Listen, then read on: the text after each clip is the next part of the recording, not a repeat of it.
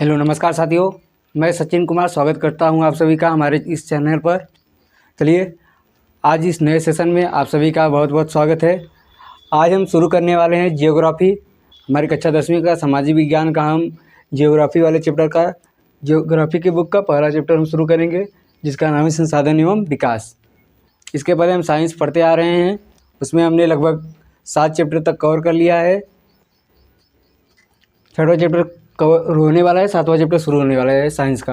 अब हम देखने जा रहे हैं सामाजिक विज्ञान में।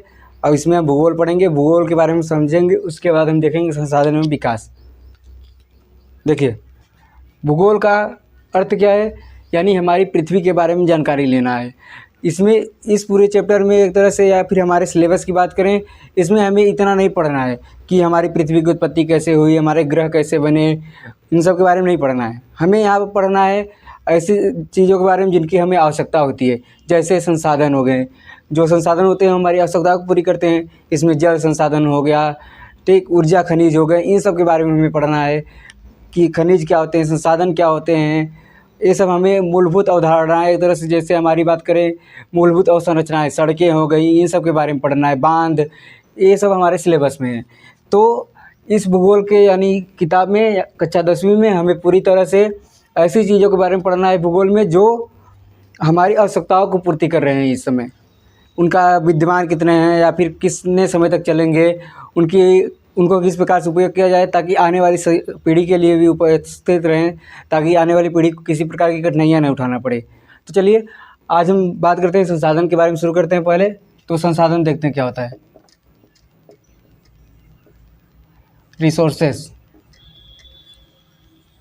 देखिए, संसाधन का सीधा सा मतलब है कि वे सभी वस्तुएं जिनका हमें ज़रूरत हो, यानी जिनकी हमें आवश्यकता हो और हमारी आवश्यकताओं की वह पूर्ति कर रहे हैं, तो वही संसाधन होते हैं। यानी संसाधन वही सभी वस्तुएं होती हैं वे सभी वस्तुएं जो हमारी आवश्यकताओं की पूर्ति करते हैं। जैसे देखिए, हमें लिखने के लिए यहाँ पर किस चीज़ की आवश्यकता है? मार्कर की।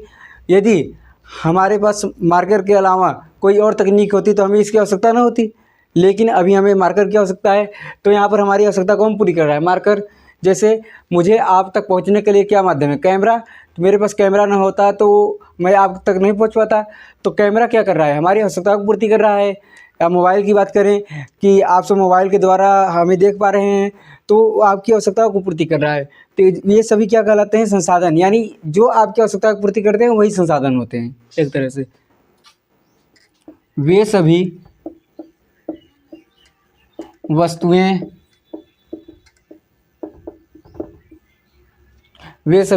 वस्तुएं ज्ञान, कौशल,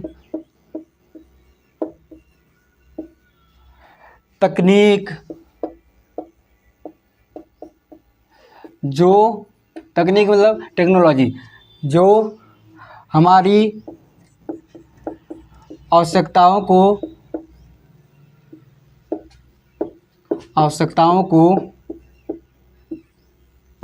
पूरी करे, उन्हें ही क्या कहते हैं? संसाधन कहते हैं। संसाधन कहा जाता है। तो देखिए, संसाधन क्या होते हैं? जो हमारी आवश्यकता को पूर्ति करते हैं। लेकिन इसमें एक और बात जोड़ेंगे कि जिनको या फिर जिनका उपयोग करना आर्थिक, सामाजिक,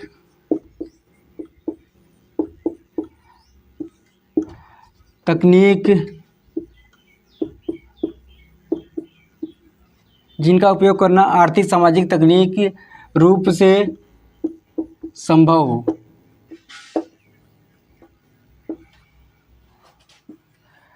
अब इस बात को समझिएगा कि यानी वे सभी वस्तुएं जिनका उपयोग वो हमारी आवश्यकता को पूर्ति कर सकते हैं, लेकिन हम उन्हें संभव बना सकते हैं, मतलब वो हमारी यूज में आ रही, या फिर हम उनका संभव है कि हम उनका यूज कर सकते हैं।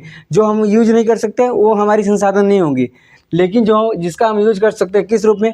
आर्थिक रूप से हम सक्षम हो कि हम उसका यूज कर सकते हैं, सामाजिक रूप से मान्य हो, आपको पता है कि समाज सब कुछ नहीं है, लेकिन समाज में बहुत कुछ ऐसी चीज़ें हैं, जैसे कि कुछ ऐसी मान्यताएं, कुछ ऐसी चीज़ें हैं जो समाज को स्वीकार करना पड़ता है, यानी समाज को देखते हुए हमें स्वीकार करना पड़ता है, जो कि अब धीरे धीरे परिवर्तन आ रहा है। तो ऐसा नहीं करना चाहिए कि लोगों की स्वतंत्रता होनी चाहिए, उन्हें क्या स्वीकार करना है क्या नहीं। लेकिन हम जानते हैं कि हमारा समाज जो है रूढ़िवादियों का समाज है, तो इसमें कोई भी चीज़ें, बहुत सी ऐसी चीज़ें होती हैं जिन्हें समाज द्वारा स्वीकारा जाता है तभी मान्य होता है। तो फिर सामाजिक रूप से, तकनीकी रूप से प्राप्त करना या फिर उपयोग करना क्या हो, संभव हो, तभी क्या कहलाएगा, वह संसाधन कहलाएगा। यानी इस बात को सिंपल से याद रखिएगा कि जो हमारी आवश्यकताओं को पूर्ति करे और उन्हें प्राप्त करना यानी उपयोग करना संभव हो, वही क्या कहलाएंगे, संसाधन कहलाएंगे। ठीक, अब देखिए संसाधन का विकास से किस प्रकार से संबंध है, संसाधन और विकास, इसके बारे में समझिए। संसाधन का विकास से संबंध, देखिए किसी भी संसाधन का उपयोग करके हम अपनी आर्थिक, सामाजिक और भी सभी क्षेत्रों में, जिस क्षेत्र में हमें, उसमें क्या कर सकते हैं, वृद्धि कर सकते हैं, आर्थिक सामाजिक रूप में ज़्यादा वृद्धि कर सकते हैं। कि संसाधन का विकास मतलब कि इन संसाधनों का उपयोग करके, इनका उपयोग करके हम आर्थिक और तकनीकी रूप से, सामाजिक रूप से, आर्थिक, सामाजिक, तकनीक रूप से सक्षम हो सकते हैं। सक्षम कहने का मतलब इसमें हम विकास कर सकते हैं, यानी वृद्धि कर सकते हैं। एक तरह से वृद्धि यानी हमारी आय जो होती है, जैसे देखिए हम जब सामाजिक विज्ञान पढ़ेंगे तो उसमें हम समझेंगे कि विकास का असल में मतलब क्या है। ठीक, उसमें आपका विकास वाला चैप्टर है तो उसमें आसानी से समझ आएगा। लेकिन यहाँ पर विकास का मतलब समझिए कि किसी भी क्षेत्र में हम उनका उपयोग करके संसाधनों का हम अपनी आर्थिक, सामाजिक रूप से वृद्धि करें, यानी समाज में और लोगों से ऊपर जाएं, या फिर ऊपर जाने का मतलब कि और लोगों की, समाज की जीवन स्तर से हमारा इस जीवन स्तर उच्च हो, अच्छी शिक्षा हो, अच्छा स्वास्थ्य हो, ये सब चीज़ें क्या होती हैं, विकास या वृद्धि होती हैं। ठीक, तो यही चीज़ें क्या होती हैं कि संसाधनों का उपयोग करके विकास करना, यानी आर्थिक, सामाजिक, तकनीकी रूप से सक्षम होना। ठीक, यही क्या होता है, विकास करना एक तरह से। तो संसाधन एवं विकास का मतलब समझ आ गया, तो इसको नोट कीजिए। इसके बाद हम शुरू करते हैं संसाधनों का वर्गीकरण, इतना नोट कीजिए।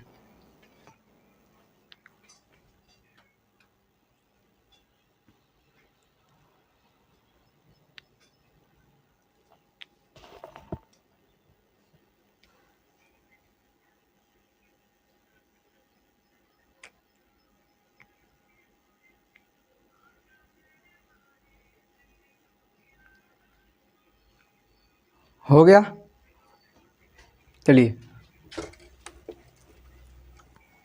हम संसाधनों का वर्गीकरण पढ़ते हैं।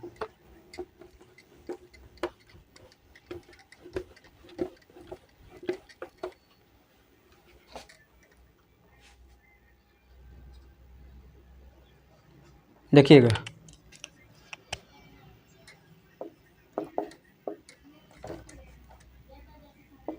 संसाधनों का वर्गीकरण। अब इस बात को समझिए, संसाधनों का वर्गीकरण क्या है, यानी संसाधनों को किस रूप में बांटा जाता है, किस रूप में विभाजित किया जाता है, वही संसाधनों का वर्गीकरण होता है। जैसे देखिए हम संसाधनों का मुख्य रूप से 4 वर्गीकरण पढ़ेंगे। ठीक, लेकिन इसके पहले एक बात ध्यान रखिएगा कि संसाधनों को हम 2 भागों में विभाजित करते हैं कि वो किस प्रकार से प्राप्त होते हैं। जैसे प्राकृतिक संसाधन और एक मानवीय संसाधन। प्राकृतिक संसाधन क्या होते हैं, जो प्रकृति द्वारा प्राप्त होते हैं। मानवीय संसाधन क्या होते हैं, जो मानव द्वारा बनाए जाते हैं। ठीक, तो वो क्या होते हैं, जैसे देखिए प्रकृति द्वारा प्राप्त हमें प्राकृतिक गैस, कोयला, ईंधन, ये सब प्रकृति द्वारा प्राप्त है।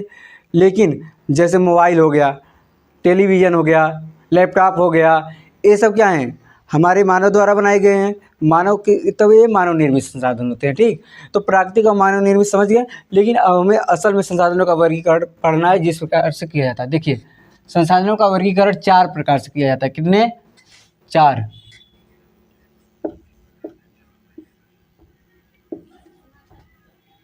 समझिए, पहला होता है उत्पत्ति के आधार पर।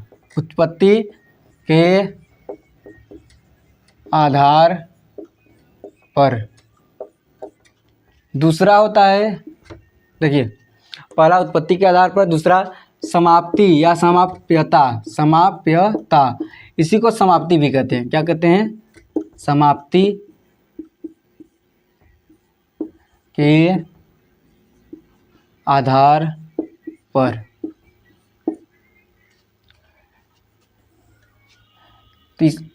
तीसरा होता है स्वामित्व के आधार पर। स्वामित्व, स्वामित्व का मतलब होता है मालिक, स्वामित्व के आधार पर।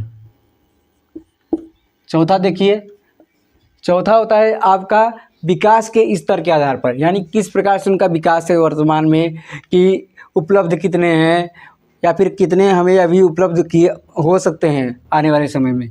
विकास के स्तर के आधार पर। चलिए देखिए, उत्पत्ति के आधार पर, समाप्यता के आधार पर, स्वामित्व के आधार पर, विकास के स्तर के आधार पर हमें ये चारों संसाधनों का वर्गीकरण पढ़ना है। पहले देखिए, उत्पत्ति के आधार पर कितने प्रकार के होते हैं? जैव, जैव और अजैव।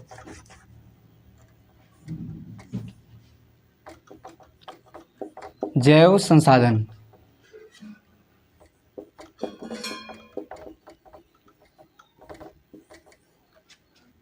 दूसरा होता है इसमें अजैव संसाधन।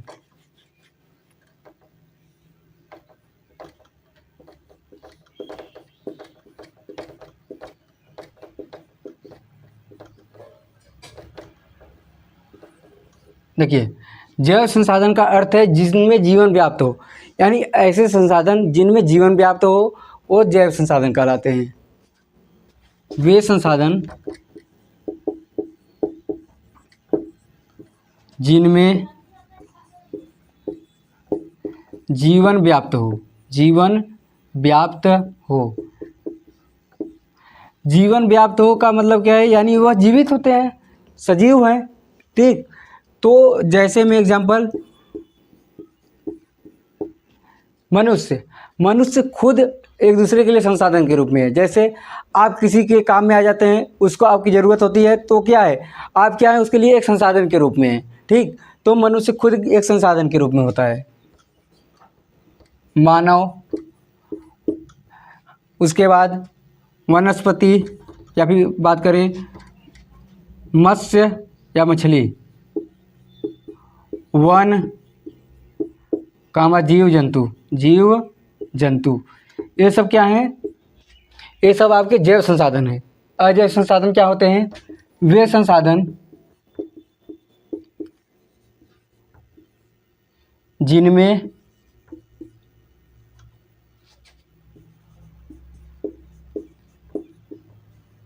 वे संसाधन जिनमें जीवन व्याप्त न हो, जिनमें जीवन व्याप्त न हो। एग्जाम्पल, जैसे हम देखिए इसमें चट्टान, धातुएं आदि। तो देखिए, जैव संसाधन वे संसाधन जिनमें जीवन व्याप्त होता है, जैव संसाधन कहलाते हैं। जैसे मानव, मछली, वन, वन क्या होते हैं? यह भी जैव संसाधन ही होते हैं। जीव जंतु, ये सभी क्या होते हैं? जैव संसाधन। अजैव संसाधन जो वे संसाधन जिनमें जीवन व्याप्त नहीं होता है, यानी यह निर्जीव होते हैं। चट्टान, धातुएं, कोयला, ईंधन, पेट्रोलियम, ये सब क्या है? यह अजैव संसाधन है। ये सब जीवों के अवशेष थे पहले, लेकिन इनमें जीवन तो इस समय है नहीं, ठीक। ये सब क्या है? अजैव संसाधन जिनमें जीवन व्याप्त नहीं होता। इसको नोट कीजिए, फिर समाप्तता पर देखते हैं।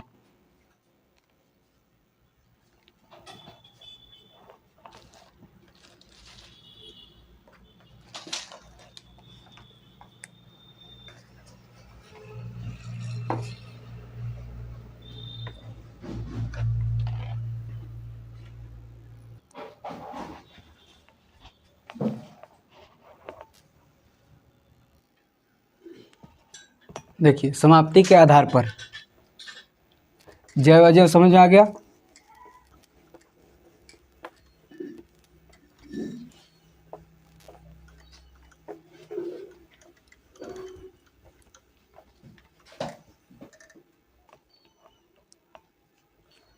समाप्ति या समाप्यता के आधार पर, इसके आधार पर दो प्रकार के होते हैं, नवीकरणीय और अनवीकरणीय।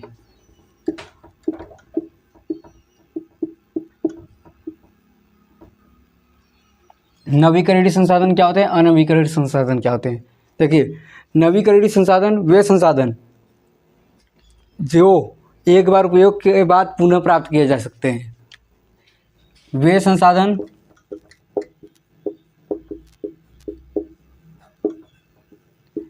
जो एक बार, या फिर ऐसे लिखिए, जो उपयोग के बाद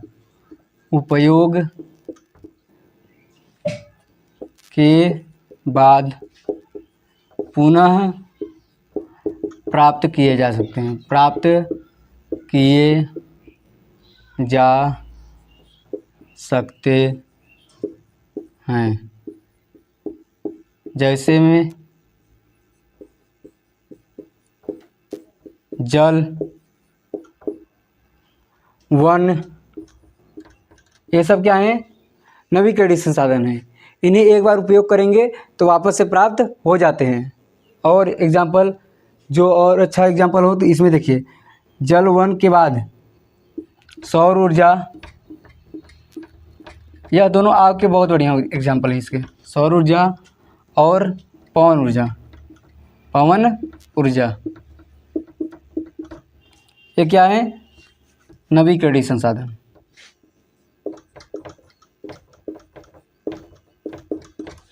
ठीक,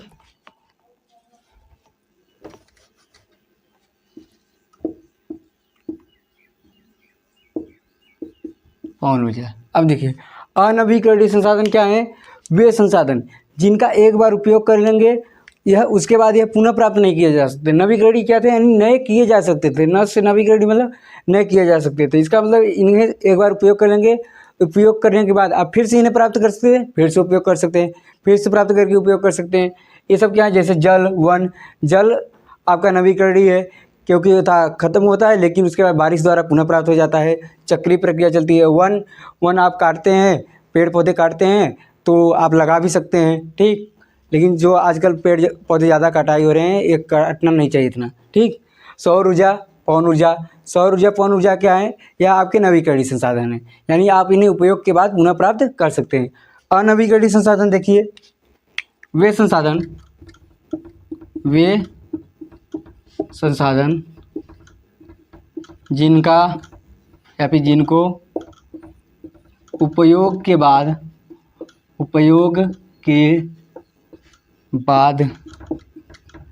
पुनः प्राप्त नहीं कर सकते।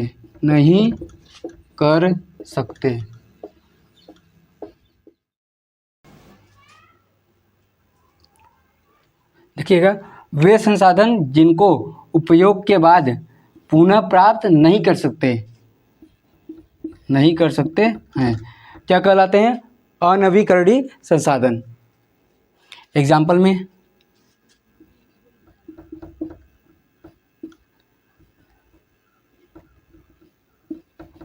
जैसे की बात करते हैं, देखिए जैसे देखिए कोयला, पेट्रोल, प्राकृतिक गैस,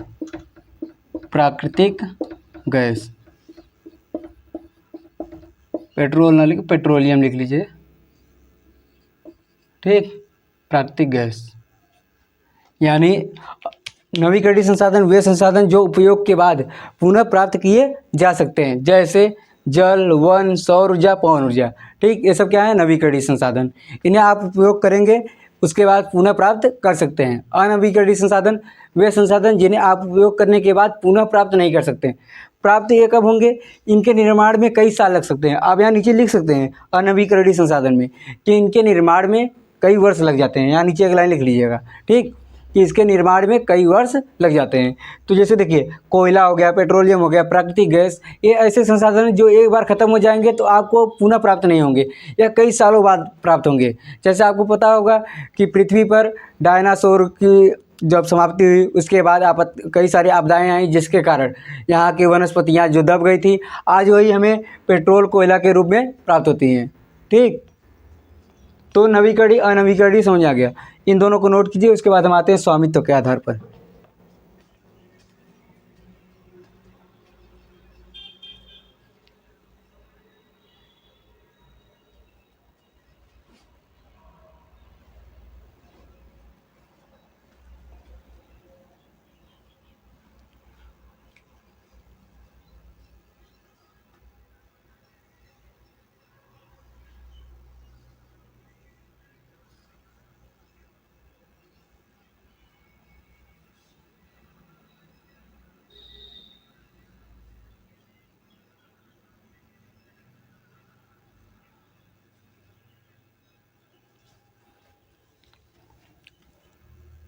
चलिए, हो गया स्वामित्व के आधार पर।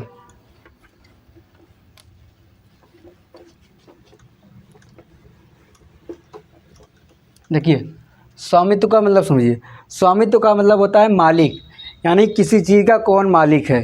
उसके आधार पर संसाधनों को 4 प्रकार से बांटा जाता है। उत्पत्ति के आधार पर 2, समाप्ति के आधार पर 2, स्वामित्व के आधार पर 4। इन चारों प्रकारों को देखिए, व्यक्तिगत, सामुदायिक,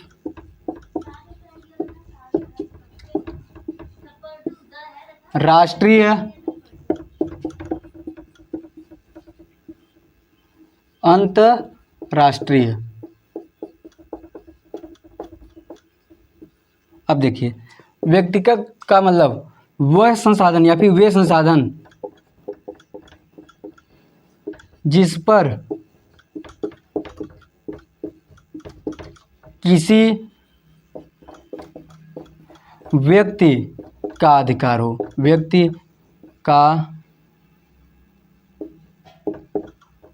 अधिकार हो। जैसे में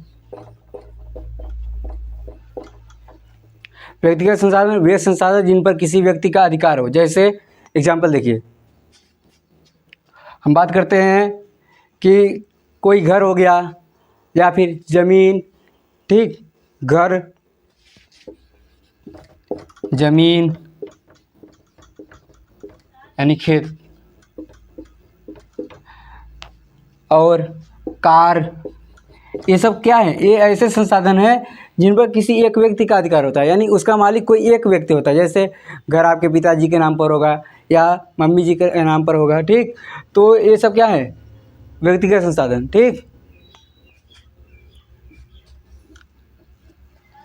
तो व्यक्तिगत संसाधन वे संसाधन जिस पर किसी व्यक्ति का अधिकार हो, वो क्या कहलाता है, व्यक्तिगत संसाधन, ठीक। सामुदायिक संसाधन वह संसाधन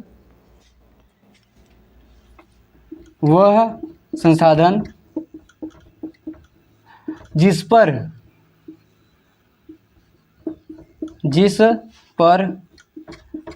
किसी समुदाय का अधिकार हो। जैसे में सामुदायिक पार्क,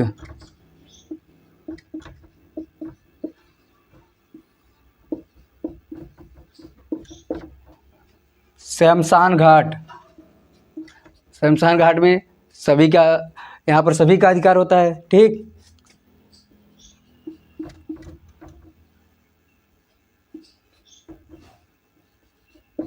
सामुदायिक शौचालय,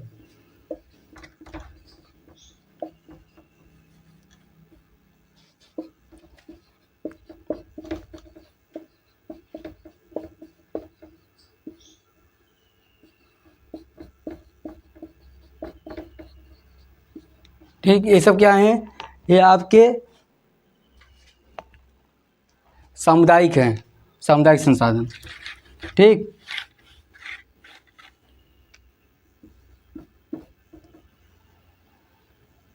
एग्जाम्पल नीचे नहीं दिख रहा था, सामुदायिक या सार्वजनिक पार्क,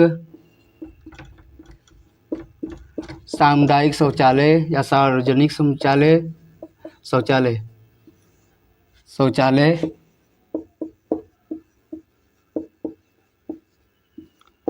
और जैसे शमशान घाट, शमशान घाट, ये सभी किस चीज़ के एग्जाम्पल है, सामुदायिक। यानी इन पर किसी समुदाय का अधिकार होता है, किसी सोसाइटी का अधिकार होता है, तो क्या कहलाता है, सामुदायिक। व्यक्तिगत, किसी व्यक्ति का अधिकार हो, जैसे में ज़मीन, घर, कार, ये सब क्या है, व्यक्तिगत।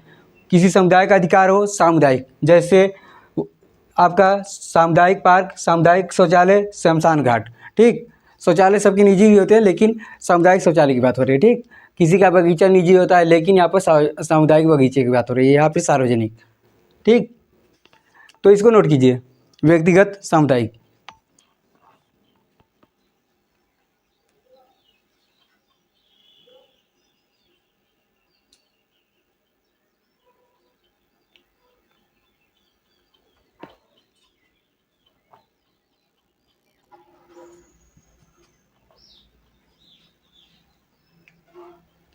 चलिए, ये दोनों लिख चुके, उसके बाद हम देखते हैं राष्ट्रीय और अंतर्राष्ट्रीय।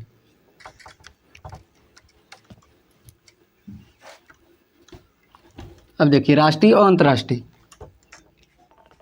राष्ट्रीय का मतलब क्या है, वे संसाधन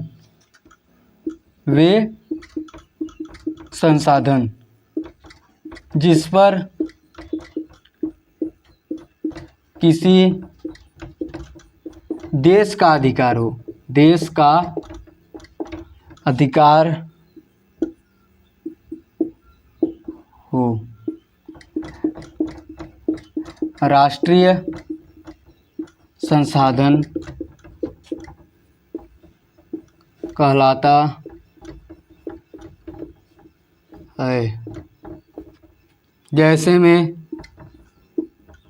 एग्जाम्पल, राष्ट्रीय संसाधन का मतलब जिस पर किसी देश का अधिकार हो। जैसे हम बात करते हैं कि सड़कें हो गई, सड़कें, बांध, यानी जो नदियों पर बांध बनाए जाते हैं, नहर,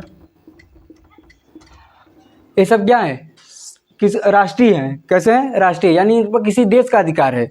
जैसे हमारे देश में बात करें, जो नहरें हैं, सड़कें हैं, सभी देशों की बात करते हैं, उनका खुद का अधिकार होता है। ठीक, तो ये क्या होते हैं, राष्ट्रीय संसाधन। इसमें एक चीज़ आप एग्जाम्पल समझिएगा कि जो समुद्र, जैसे देखिए किसी देश की समुद्री सीमा होती है, ठीक, तो इसके समुद्री सीमा से जो समुद्र के अंदर संसाधन मिलते हैं, उन संसाधनों का देखिए, इसमें कुछ सीमाएं निर्धारित होती हैं, कुछ 2-3 सीमाएं निर्धारित होती हैं। देखिए, एक होता है कि यहाँ तक लोगों को घूमने के लिए अलाउ होता है, यानी जो घूमने के लिए जाते हैं समुद्र के आसपास, उन्हें कहाँ तक घूमने का अलाउ होता है, समुद्र में कुछ ही दूरी तक। ठीक, उसके बाद आता है समुद्र का एक और दूरी, जहाँ तक केवल मछुआरे का अलाउ होता है, यानी यहाँ तक बस मछुआरे जा सकते हैं मछली मारने के लिए। लेकिन उसके बाद का जो एरिया आता है, यह एरिया होता है आपका 200 नॉटिकल मील का, यानी यहाँ से समुद्री सीमा से यहाँ तक की दूरी जो होती है, क्या होती है, 200 नॉटिकल मील। इसी को कहते हैं, ध्यान दीजिए, 200 नॉटिकल मील।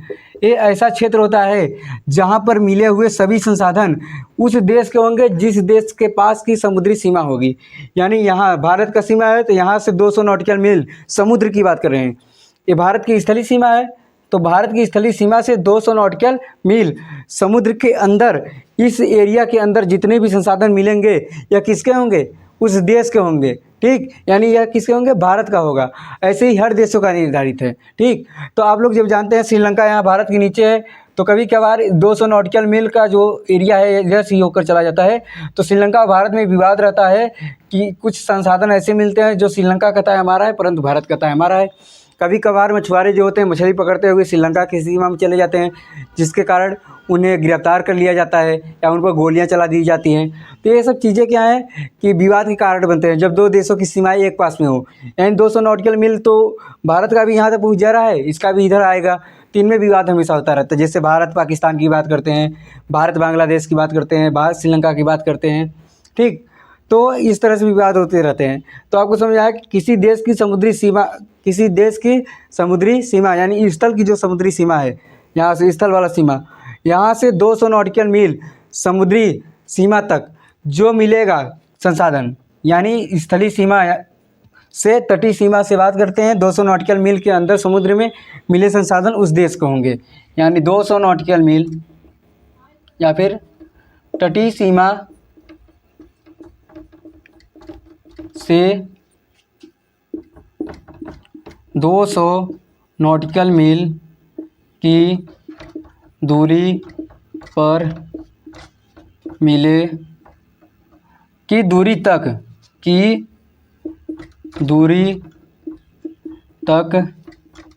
मिले समुद्री संसाधन किसके होंगे? उस देश के होंगे आदि। तो देखिए समझिएगा, राष्ट्रीय संसाधन वे संसाधन जिन पर किसी देश का अधिकार हो। एग्जाम्पल सड़क, नहरें, बांध, पुल, ये सब क्या है? राष्ट्रीय संसाधन है, ठीक। इनमें एक और चीज़ याद रखिएगा कि 200 नॉटिकल मील यानी किसी देश की तटीय सीमा से 200 नॉटिकल मील समुद्र में वहाँ तक के मिले संसाधन उसी देश के होंगे, ठीक, वो राष्ट्रीय में आएंगे। लेकिन इसके बाद जितने भी संसाधन मिलेंगे इन पर किसका अधिकार होता है? ये बात है। तो इस पर अधिकार होता है किसी अंतर्राष्ट्रीय संस्था का। यानी यह अंतर्राष्ट्रीय संस्था क्या करती है कि उन संसाधनों को या तो वितरित करती है या फिर उन संसाधनों का उन देशों के ऊपर खर्च करती है जिनके यहाँ अर्थव्यवस्था में सुधार चाहिए, ठीक। ये सभी क्या होते हैं? अंतर्राष्ट्रीय संसाधन होते हैं। यानी 200 नॉटिकल मील के बाद मिले हुए संसाधन अंतर्राष्ट्रीय संसाधन होते हैं। यह अंतर्राष्ट्रीय संस्थाओं का अधिकार होता है, ठीक। तो राष्ट्रीय संसाधन लिख चुके हैं। तो चलिए अब हम देखते हैं अंतर्राष्ट्रीय संसाधन।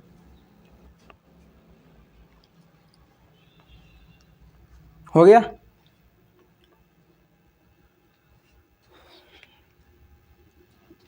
चलिए, अंतर्राष्ट्रीय संसाधन देखिए, वे संसाधन अंतर्राष्ट्रीय संसाधन वे संसाधन जिन पर किसी अंतर्राष्ट्रीय संस्था का अधिकार हो। किसी अंतर्राष्ट्रीय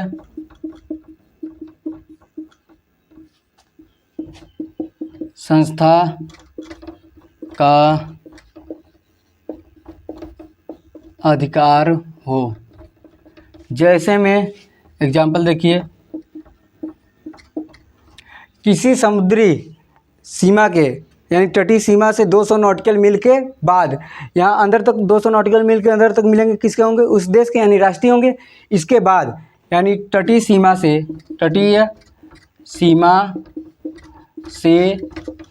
200 नॉटिकल मील क्या होता है? एक तरह से समुद्र की दूरी मापने में काम आता है। यानी समुद्र में दूरी जो मापी जाती है, जैसे यहाँ स्थल पर किलोमीटर मापी जाती है, वैसे समुद्र में नॉटिकल मील होता है। तटीय सीमा से 200 नॉटिकल मील की दूरी के बाद मिले संसाधन, ये सब क्या होंगे? राष्ट्रीय संसाधन, सॉरी अंतर्राष्ट्रीय संसाधन। तो आज हम लोगों ने क्या क्या देखा कि उत्पत्ति के आधार पर दो, जैव अजैव। जैव जिनमें जीवन व्याप्त हो, अजैव जिनमें जीवन व्याप्त नहीं हो। उदाहरण के लिए जैव का उदाहरण होता है मनुष्य, मछली, वन, ये सभी। और उसके बाद अजैव का एग्जाम्पल होता है, जैसे आप बात करें चट्टानें, धातुएं, खनिज, ये सब क्या है? अजैव, जिनमें जीवन व्याप्त नहीं होता। समाप्ति के आधार पर दो होते हैं, एक नवीकरणीय, एक अनवीकरणीय, ठीक। नवीकरणीय, अनवीकरणीय। नवीकरणीय जिसका उपयोग के बाद पुनः प्राप्त कर सकते हैं, जैसे में पवन ऊर्जा, सौर ऊर्जा। अनवीकरणीय जिनके उपयोग के बाद पुनः प्राप्त नहीं कर सकते, जैसे कोयला, पेट्रोलियम, इनका जो निर्माण होता है तो करोड़ों वर्ष लग जाता है। ठीक। स्वामित्व के आधार पर 4 प्रकार के व्यक्तिगत, सामुदायिक, राष्ट्रीय, अंतर्राष्ट्रीय। जैसे व्यक्तिगत क्या होता है, जिस पर किसी व्यक्ति का अधिकार हो, जैसे ज़मीन, खेत, उसके बाद बात करते हैं घर, कार। ठीक। ये सब क्या होता है व्यक्तिगत। सामुदायिक, जिस पर किसी समुदाय का अधिकार हो, समुदाय का, जैसे सार्वजनिक शौचालय, सार्वजनिक पार्क, और उसके बाद आपकी बात करते हैं शमशान घाट, ये सब क्या है सार्वजनिक है। तालाब, ये भी क्या होते हैं, देखिए तालाब भी ज़्यादातर कहीं कहीं किसी का निजी तालाब होता है, जैसे वो खुद का अपना मछली पालन के लिए, नहीं तो तालाब ज़्यादातर सामुदायिक होते हैं। ठीक। उसके बाद बात करते हैं राष्ट्रीय। राष्ट्रीय क्या होते हैं, जो जिन पर किसी देश का अधिकार हो, जैसे सड़क, नहर, पुल, बांध, ये सब क्या है किसी देश का अधिकार है, देश के द्वारा बनाए गए हैं। भारत सरकार, जैसे भारत में जो भी इन सब के संरचनाएँ बनाई गई इन्हें अवसंरचना कहते हैं, यानी मूलभूत अवसंरचना। ठीक। तो इनका अधिकार किसका होता है, भारत सरकार का। ठीक है। तो ऐसे ही राष्ट्रीय क्या होंगे, राष्ट्रीय संसाधन, यानी देश का संसाधन। अंतर्राष्ट्रीय, और इसमें राष्ट्रीय में एक और आएगा, 200 तटीय सीमा से 200 नॉटिकल मील के अंदर मिले संसाधन क्या होंगे, राष्ट्रीय। अंतर्राष्ट्रीय में वे संसाधन जो जिन पर किसी अंतर्राष्ट्रीय संस्था का अधिकार हो, जैसे समुद्री सीमा से 200 नॉटिकल मील के बाद मिले संसाधन। ठीक। ये अंतर्राष्ट्रीय होते हैं। तो आज हम लोगों ने तीनों प्रकार देखा, जिनमें से सब इसके 2 प्रकार देखा, उत्पत्ति के आधार पर 2, इसके भी 2, समाप्ति के आधार पर, स्वामित्व के आधार पर 4। कल हम लोग विकास के आधार पर भी देखेंगे, इसके भी 4 होते हैं। ठीक। तो आज के लिए इतना ही रखते हैं। उम्मीद है वीडियो में समझ आया होगा सब कुछ आपको। चलिए आज के लिए इतना रखते हैं। धन्यवाद। वीडियो को अपने दोस्तों के पास जरूर शेयर कीजिएगा।